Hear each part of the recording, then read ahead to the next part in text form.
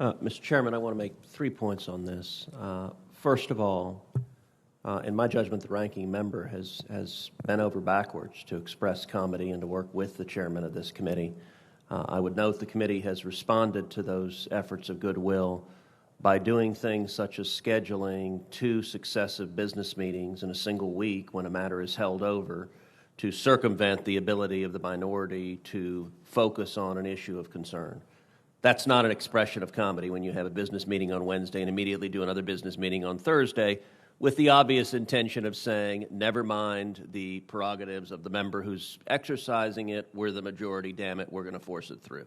That's not an expression of comedy. Secondly, I would point out, with regard to the QFRs, there have been some nominees who have submitted their answers and submitted their answers reasonably.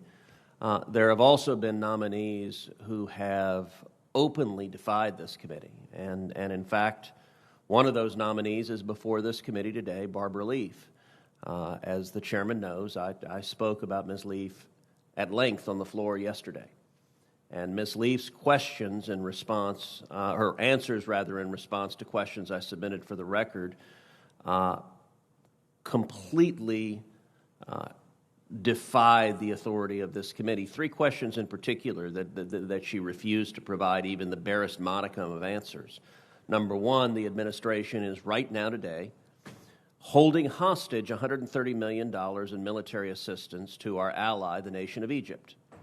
And the administration is, among other things, demanding that Egypt release 16 prisoners that are currently incarcerated in Egypt. But the Biden administration refuses to identify who those prisoners are, refuses to tell this committee, refuses to tell the American people. I asked Ms. Leaf, who are the 16 prisoners that the administration is demanding a quid pro quo? There is some irony to how we spent last year in impeachment proceedings, given that the administration is explicitly and unabashedly insisting on a quid pro quo. You will get your $130 million that Congress has appropriated when you release these 16 individuals from jail. That is undoubtedly a quid pro quo.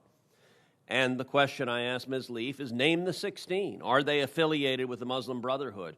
Do they have terrorist ties? Are they American citizens? Have they committed crimes of violence? Those are reasonable questions the American people would like to know. Ms. Leaf responded to those QFRs with 1,000 words of gobbledygook, where she spoke about everything under the sun except the specific question asked, who are the 16? And I would note, in fact, the administration did even better. There's a classified document that we can go to the SCIF and read. I've gone to the SCIF and read it. There's no reason for that document to be classified. The only reason that document is classified is because the administration doesn't want me reading the names in this hearing. It is purely a public relations ploy to keep that document classified.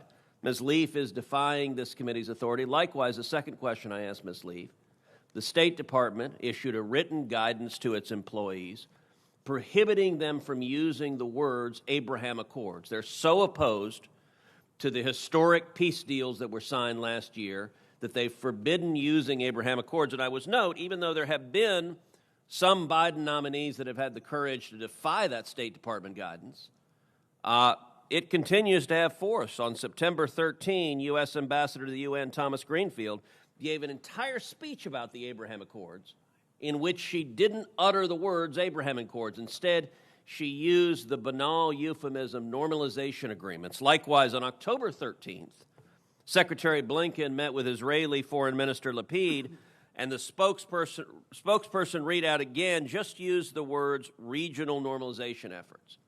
I asked, please provide to the committee and the American people the written guidance prohibiting use of the terms Abraham Accords. And again, Ms. Leaf basically said, go jump in a lake. No, I'm not going to give you your guidance. And by the way, her justification, she said, hey, I'm at the NSC, that's state. I don't have the ability to give anything at state. Well, if Foggy Bottom wants her confirmed as an Assistant Secretary of State, I think they can find the State Department documents. And the third and final point I'll make on Ms. Leaf's QFRs is I asked about the administration's attempt to negotiate a so-called less-for-less agreement with Iran. In other words, lessening pressure on Iran for something substantially less than a promise not to build a nuclear arsenal. Ms. Leaf's answer was to categorically, flat-out deny there are no less-for-less negotiations. They don't exist. Multiple press reports in Reuters and elsewhere flatly contradict that. In my view, Ms. Leaf's answer to this committee was a direct and deliberate falsehood. And so I would say, I addressed this at significant length earlier this week on the floor. I would commend anyone in this committee to listen to that floor address. I think everyone on this committee should care about those questions, particularly the first one. Who are the 16 individuals? I noted on my floor speech that Senate Democrats put in appropriation language in a report a series of names of individuals expressing concerns about their incarceration in Egypt, one of whom is a prominent hate preacher who spreads anti-Semitism at great length. Moments ago, the chairman was speaking about the envoy to oppose anti-Semitism. Well, there is some irony that Senate Democrats are apparently demanding that Egypt release a prominent anti-Semite, and the public doesn't know if those are included in the people for whom the money is being held hostage or not. A final point, Mr. Chairman, I would simply ask that I be recorded as a no and recorded as voting in present for the nominees Leaf, Gawande, Emanuel, and Reynoso. Those will be so listed. Let me briefly, I know there are other members who want to speak, but, you can have your opinion. You can't have your own facts, though. The reality is that as it relates to calling business meetings consecutively, the senator has abused the process that this committee has in a way that in my entire life in the Senate I have never seen on either side of the aisle. So when you're going to do it indiscriminately and in a buckshot approach, it then calls for the ability to break an indiscriminate process with an opportunity for members to cast their vote. Now, that, by the way, was done on occasion under Republican majorities. I never heard the senator complain about it. But then again, that majority at that time, that Republican majority, never faced the indiscriminate hold of all nominees.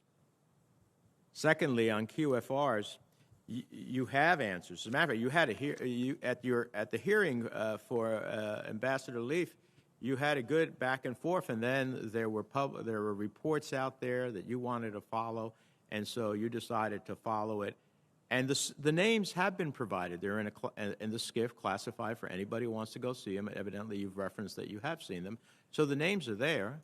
Whether you have a difference of view whether they should or should not be classified as another, but the names have been provided.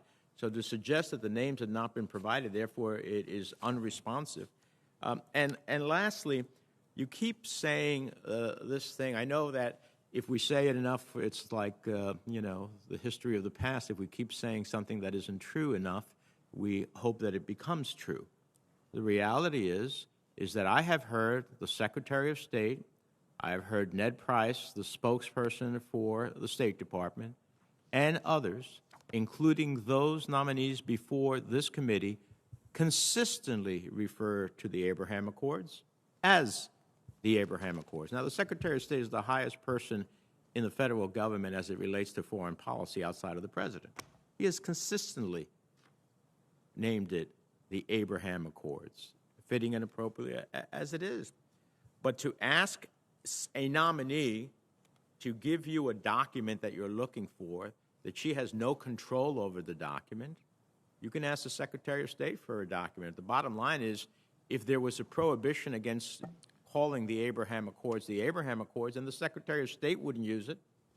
The Secretary of State spokesperson wouldn't use it. None of the nominees that came before the committee would use it. So it's a fallacious argument at the end of the day. Senator Kaine. Thank you, Mr.